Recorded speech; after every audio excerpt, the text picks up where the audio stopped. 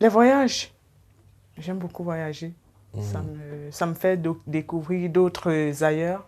Ça me fait rencontrer de nouvelles personnes. Je découvre de nouvelles cultures. Mon esprit est de plus en plus ouvert. Je m'abstiens de juger les autres, par exemple. Je lis Béala, Calixte Béala. Je lis Maria Maba, que, que j'aime beaucoup. C'est vrai qu'elle n'est plus là, mais son livre, Une si longue lettre, c'est mon livre de chevet, quoi. Il y a un livre que j'ai particulièrement aimé aussi, c'est Balade en saxo, de la biographie de Manu Dibango, qui a été écrit par Gaston Kellman.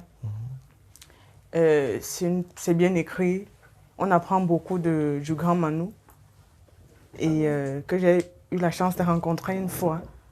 C'était bien, je l'ai vu en concert, c'était merveilleux, quoi. J'ai pleuré. J'ai eu envie d'écrire pour 3 raisons. La première, c'était pour me soigner, penser cette plaie, tourner la page de cet épisode de ma vie qui a fait de moi ce que je suis devenue quelque part. Deuxième point, c'est de parler de la condition des orphelins.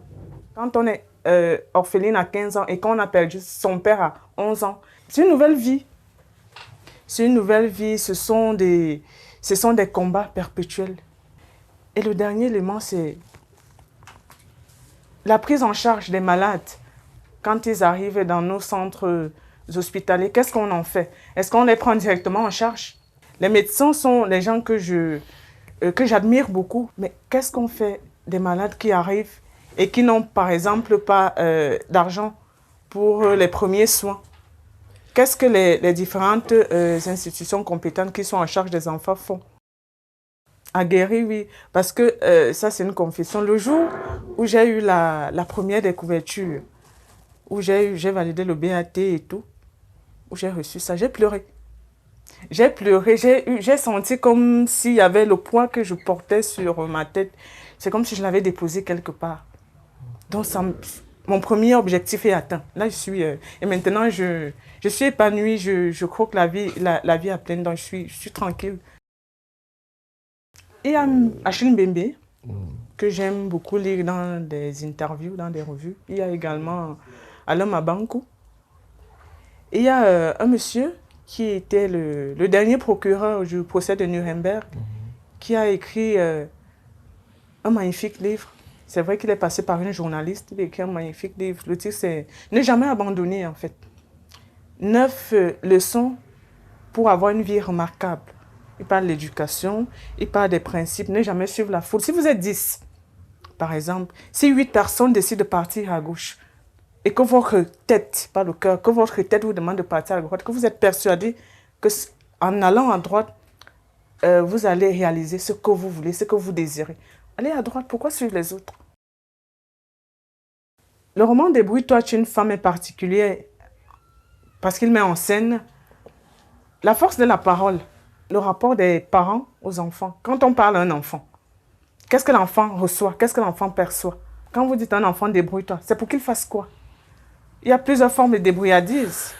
Il peut aller vendre au marché, il peut aller quêter, il peut aller faire la manche, demander l'argent en route. Et en plus, tu es une femme, ça veut dire autre chose. Ça veut dire, va te prostituer. Va te prostituer, tu nous ramènes l'argent, tu ramènes l'argent qui va te servir à prendre soin de toi, qui va te permettre de payer tes frais d'examen, par exemple. Parce que c'est de ça qu'il s'agit dans le livre. Est-ce qu'on dit ça à un enfant? On se pose la question. Et les parents, dans tout ça, est-ce qu'ils réfléchissent avant de parler aux enfants? Comment est-ce qu'on doit parler aux enfants? Comment est-ce que les parents doivent parler aux enfants? Il faut choisir les mots. Il faut choisir les bons mots. Essayer de s'imaginer ce que l'enfant peut ressentir. Parce qu'on était aussi enfant. Ses parents ont été enfants avant de devenir adultes, avant de devenir parents.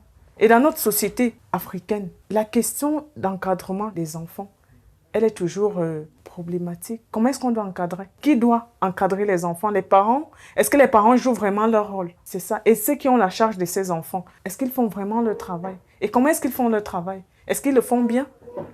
Pourquoi on se retrouve avec les enfants, les jeunes filles dans le cas d'espèce, enceinte à 16 ans.